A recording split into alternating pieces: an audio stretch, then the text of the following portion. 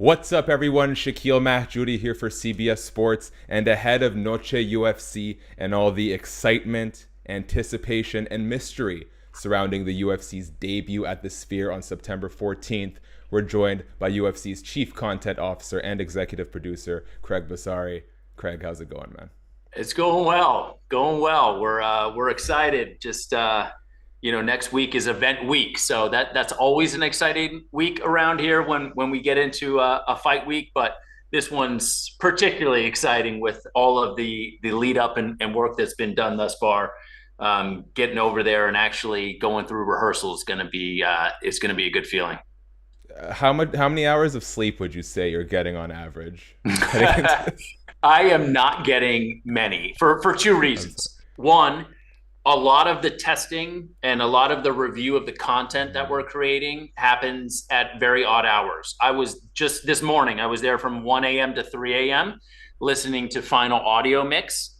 And the reason is because the building is running its business. So they have postcards from Earth, they have concerts, they have other content creators that need the media plane to test their content. So we are kind of wedged in at times in very odd time frames to go in there and be able to work. So that's one reason. The second reason, as you're alluding to, is it's just wildly stressful. And because we're doing something that's never been done before, Mm.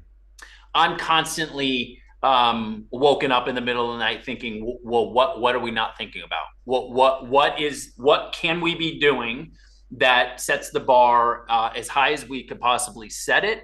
And what are we not thinking about that we need to be discussing in order to execute that high bar at a flawless level? So, very quickly, just to help give the viewers and the readers some context, what is your role primarily as it pertains to putting on the Sphere show specifically? So I oversee the entire production. So as a chief content officer and executive producer, it's my responsibility to oversee every aspect of our live event, all the pre-produced content that we're creating, as well as the execution on event night, is all a part of my oversight. And really, I think of myself at the early phases of this project a little bit like a general manager of a sports team, and looking for the best talent I can possibly get my hands on. And fortunately, Dana gave me, as an owner, gave me a checkbook to go get the top players in the business. So that was really nice. That's always easier for a GM when they've got a budget that's as healthy as we're dealing with on this event.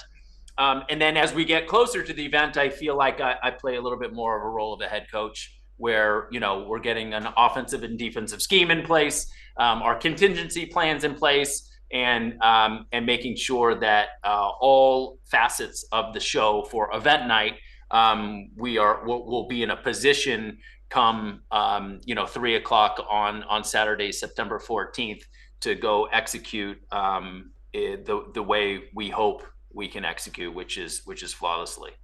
Having listened to Dana White talk about the Sphere even as recently as today with Kevin Iole, I know there's a great desire to kind of keep the specifics a surprise for the audience. So I won't dig too much. I'll try to frame these in ways where we can sort of learn without giving away too much of the secret.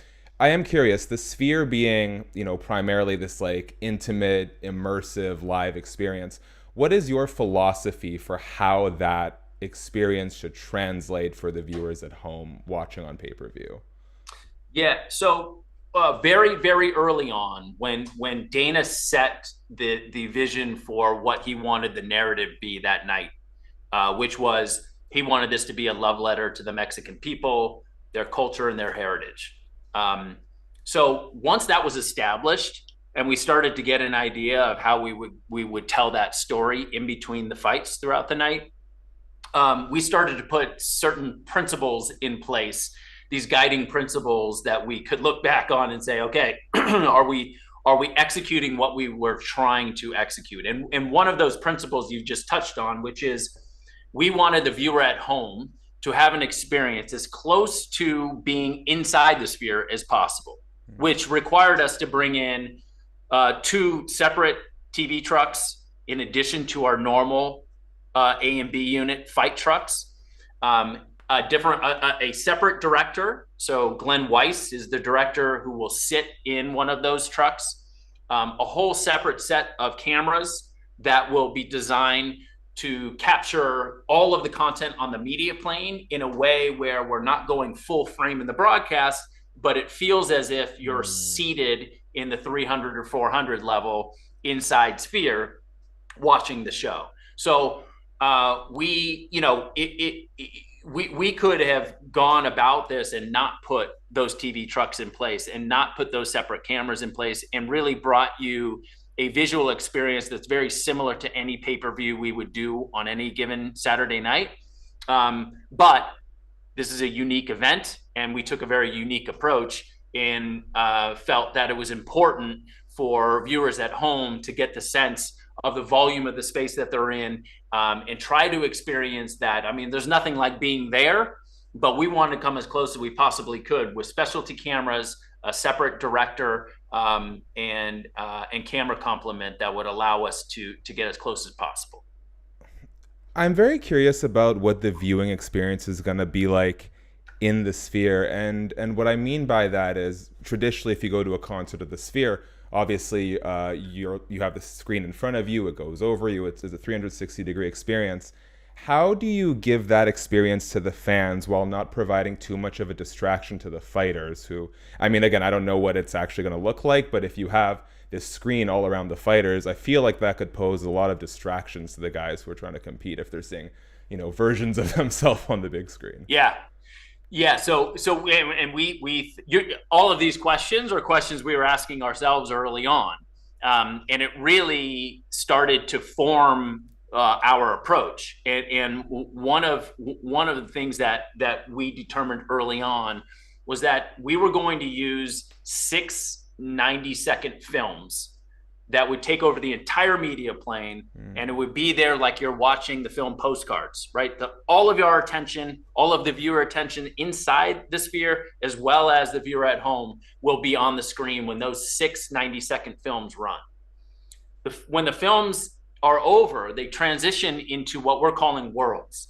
And it's a very immersive digital environment that sits on the entire media plane. Within that world or that environment, we will be broadcasting the fights in cutouts or picture-in-picture cutouts within that world.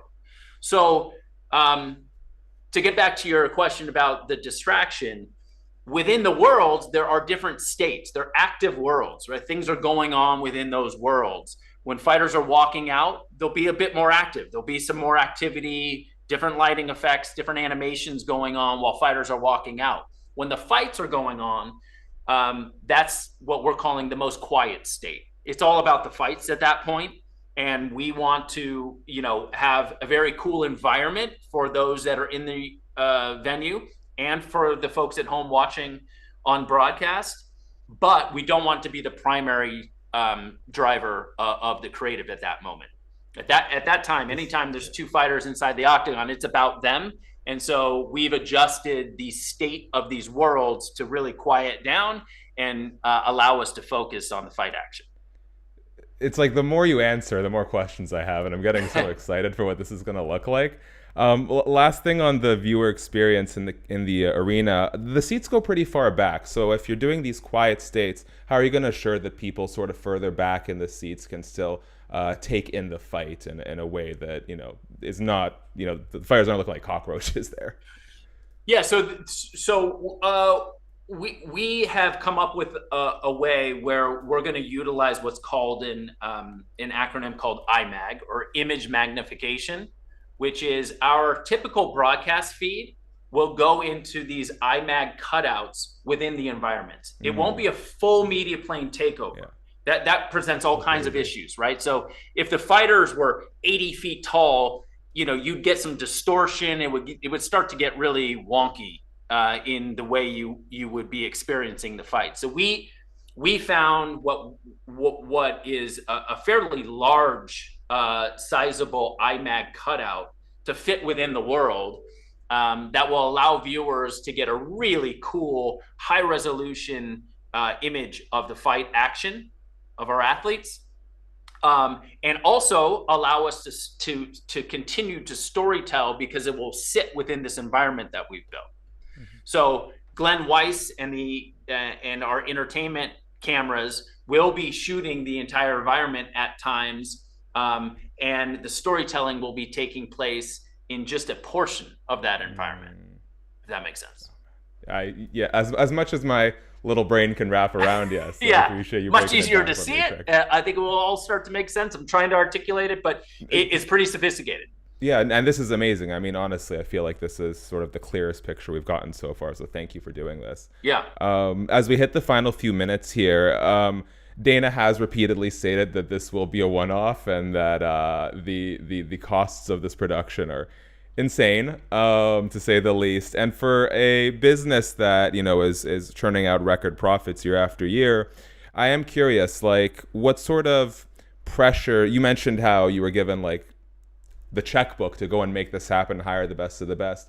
As we hit the final stretch here, has the cost of this put any sort of pressure on the people putting on the production? Have there been any sort of has that limited the process at all? And what's the primary objective for you guys if making money might not be, you know, this may not be the most like equitable profit split relative to some of the events the UFC puts on all year?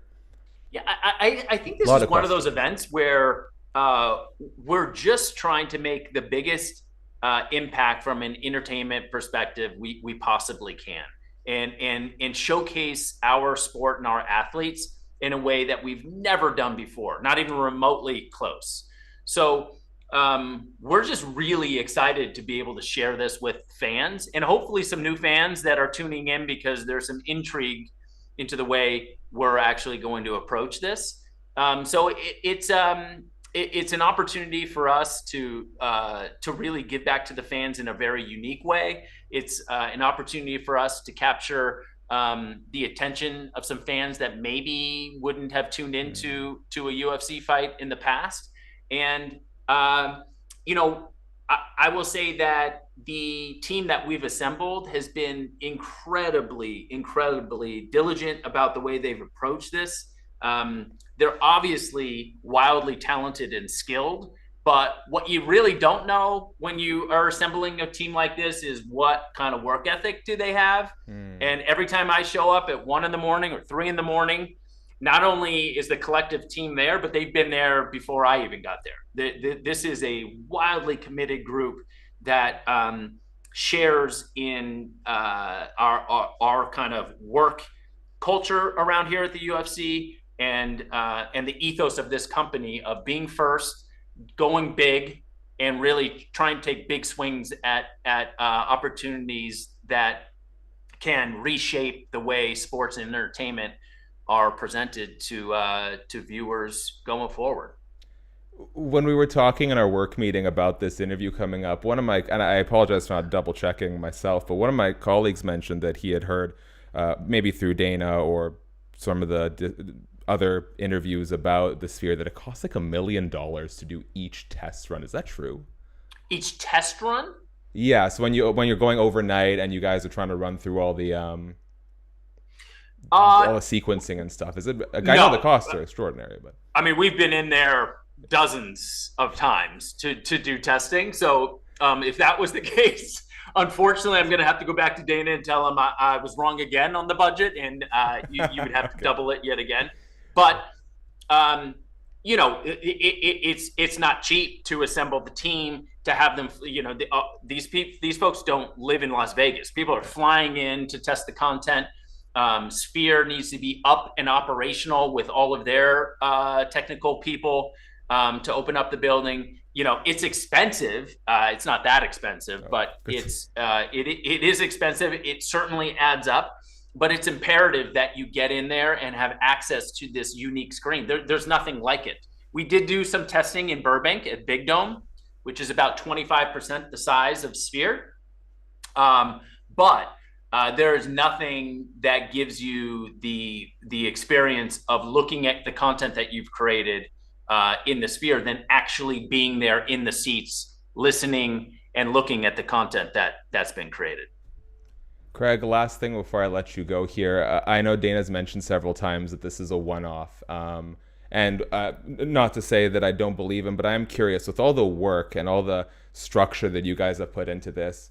Do you believe we'll ever see another Sphere show? And if not, is there at least a way to maybe take some of what you've put together here and use it towards a different kind of production down the line? I mean, I would say ultimately it'll be Dana's call if we ever do it again. He has gone on the record and said that he thinks this is a one and done. I think that's a better question really to be answered after September 14th. To be fair, there is no doubt that we have worked with some folks that we will want to work with again. We have been introduced to technology that we will implement in our show going forward. We will be utilizing cameras for the first time on September 14th that we will integrate into our broadcasts going forward. So the answer is yes. There are producers, directors, collaborators, creators that we will absolutely seek to work with again in the future, as well as technology in a lot of different areas.